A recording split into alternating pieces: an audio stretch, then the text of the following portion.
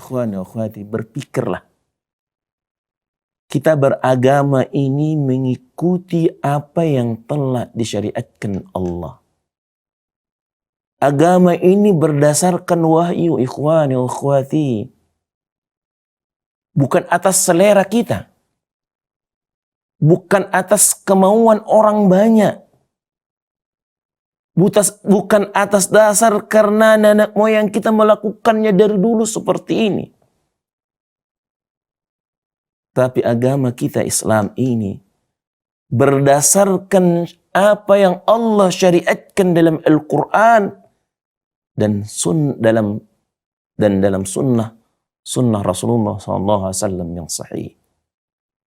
Bagi kita seorang muslim berkewajiban beragama dengan apa yang Allah syariatkan.